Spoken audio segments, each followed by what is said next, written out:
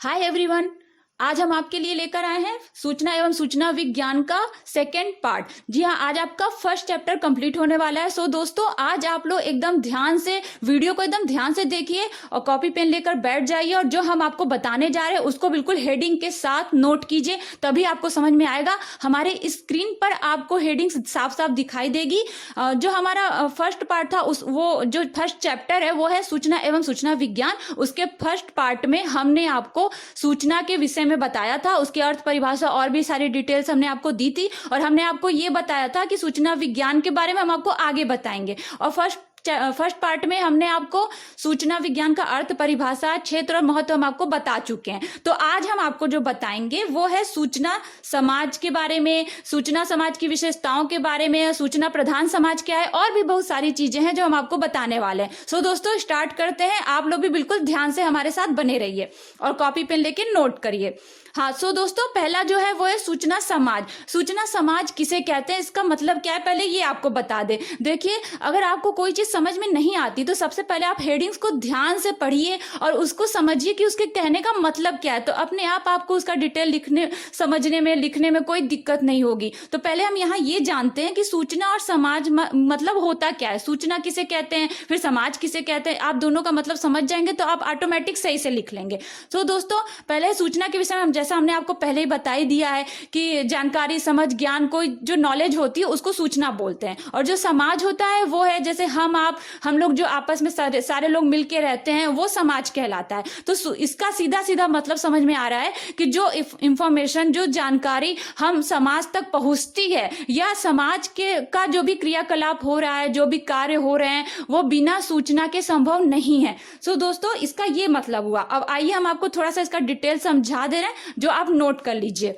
देखिए दोस्तों, जो सूचना के माध्यम से ही मानव के सारे क्रियाकलाप हो रहे हैं, इसी कारण आज के समाज को सूचना समाज कहा जा रहा है। सूचना समाज में मानव का विकास सूचना की विशाल मात्रा पर ही निर्भर करता है। ऐसे समाज में मनुष्य का जीवन स्तर, कार्य एवं विश्राम करने का ढंग, शिक्षा प्रणालियां, विपणन आदि सभी सूचना के क्षेत्र में हो रहे विकासों से ही प्रभावित है।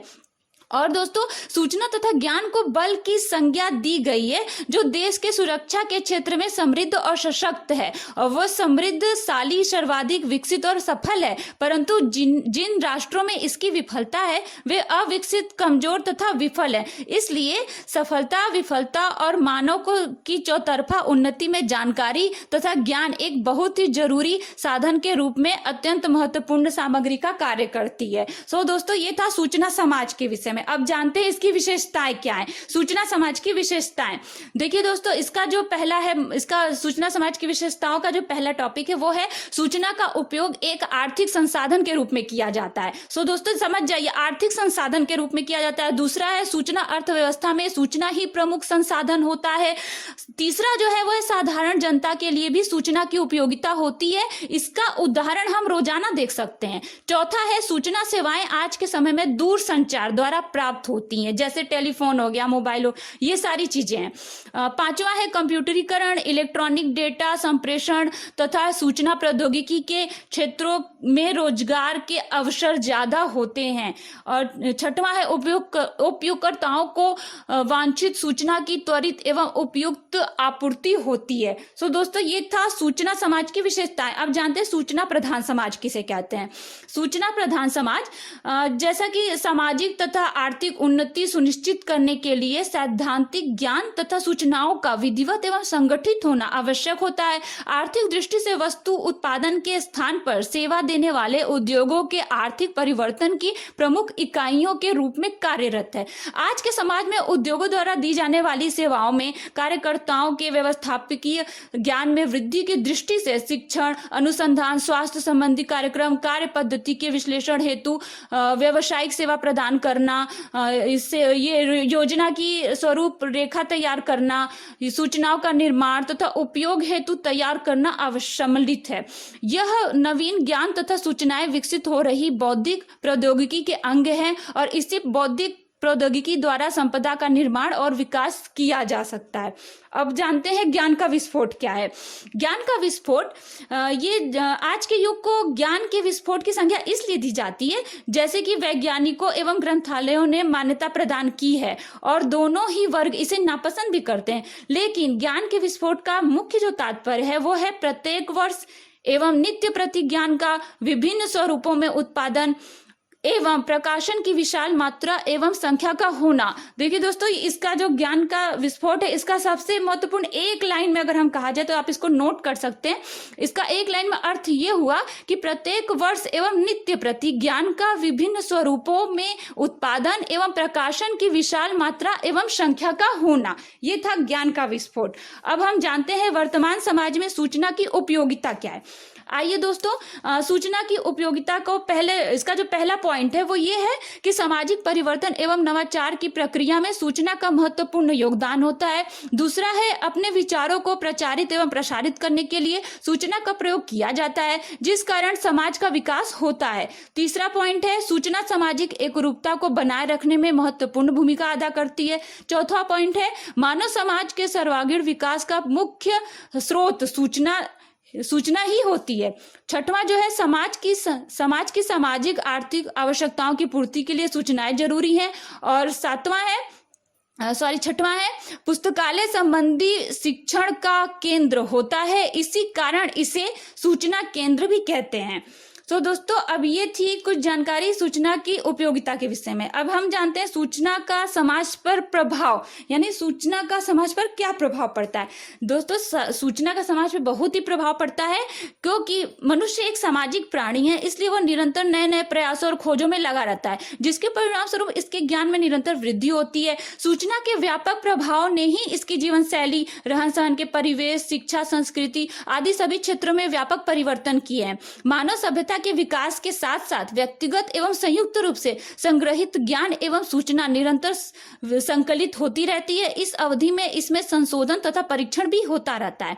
अब दोस्तों, ये भी जान जाइए कि इसका जो प्रभाव है वो बहुत ही क्षेत्रों पे पड़ा है। किन किन क्षेत्रों पे पड़ा, आइए इस पे थोड़ा स्पष्ट प्रकाश डालते हैं। शिक्षा के क्षेत्र पे पड़ा है, जनसंचार के क्षेत्र पे पड़ा है, व्यापार एवं उद्योग के क्षेत्र पे पड़ा है, प्रौद्योगिकी के क्षेत्र पे पड़ा है, शोध एवं विकास के क्षेत्र पे पड़ा है, प्रशासन, मानव दिनचर्या और कार्य संस्कृति पे पड़ा है। अब जानते हैं वर्तमान सूचना युग क्या है।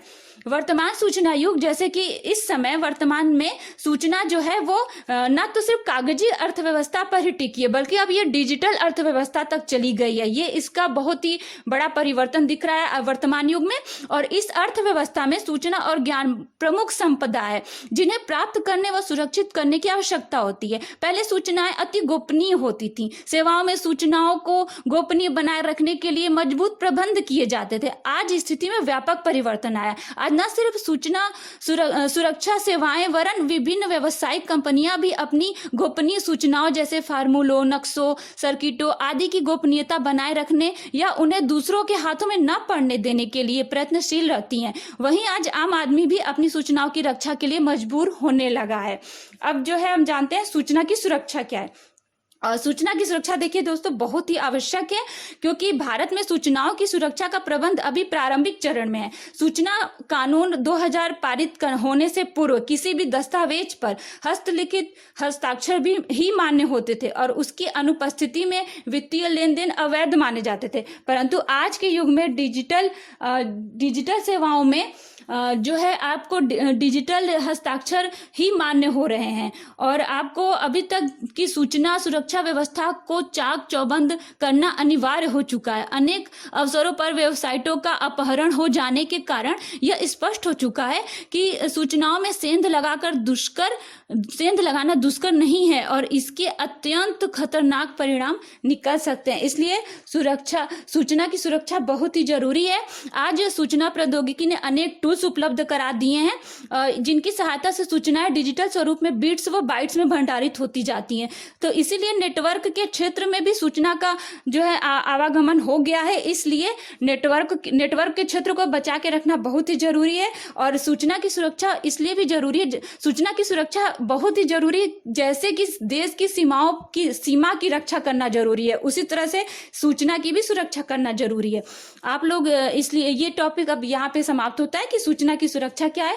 आपको अगर इसकी डिटेल्स और कुछ भी चाहिए, अगर इन सब के विषय में अगर आप जानना चाहते हैं तो हमारे कमेंट सेशन में आप हमसे PDF फाइल मांगिएगा, हम आपको जरूर देंगे। और भी जो भी डिटेल आपको चाहिए, नहीं समझ में आ रहा है, कोई टॉपिक आपको मिस हो गया या आपको समझ में नहीं आ रहा, तो आप हमसे पूछ सकते हैं कमेंट सेशन में, हम आपको इसकी PDF फाइल दे देंगे।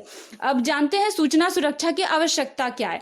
देखिए, पहला तो है इसका, नेटवर्क में सूचनाओं के आवागमन, वेब व डाटाबेस पर निगरानी रखने हेतु उत्कृष्ट देखरेख तंत्र की आवश्यकता होती है। दूसरा है, यदि तंत्र में कोई घुसपैठ करता है तो उसे तत्काल पहचानने के लिए भी तंत्र की आवश्यकता होती है। तीसरा है, फायरवॉल व मार्गदर्शक तंत्र को सशक्त बनाने की आवश्यकता होती है।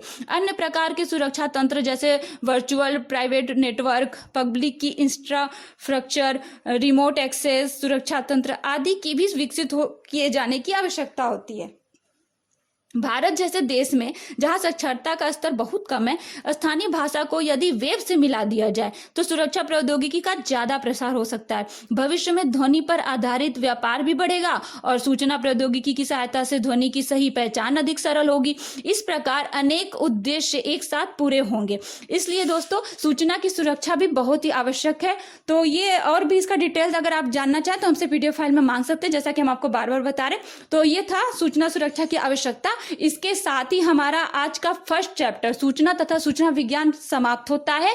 और नेक्स्ट जो हम आपके लिए लाएंगे, पहले हम इस चैप्टर से रिलेटेड जो भी इंपॉर्टेंट क्वेश्चन है जो एग्जाम में 100% पूछते हैं और पूछे जा चुके हैं, चाहे वो कंपटीशन एग्जाम हो चाहे वो बिलीव एमलीव के एग्जाम हो, उसमें जरूर पूछते हैं, वो हम आपको पहले बताएंगे, उसको डिटेल्स हम आपको देंगे। उसके बाद हम आपका सेकेंड चैप्टर स्टार्ट करेंगे जो कि सूचना स्थानांतरण चक्र है। सो दोस्तों, हमारे साथ आप बने रहिए, हमारे चैनल को सब्सक्राइब करना ना भूलिए। और हमारे साथ अगर आप लगातार बने रहेंगे तो आपको सारी चीजें, सारी इंफॉर्मेशन एकदम साफ साफ मिलेगी। हमारे वीडियो को ध्यान से देखिए, उसको पॉज कीजिए, नोट्स बनाइए। अगर उस पर हेडिंग्स दी हुई है, अगर डिटेल है तो हमारे वीडियो को ध्यान से सुनिए, तब आपको डिटेल्स भी मिल जाएगी। और कुछ भी चाहिए तो आप हमसे कमेंट सेशन में पूछ सकते हैं। सो दोस्तों, हमारे साथ बने रहने के लिए धन्यवाद। हमारे वीडियो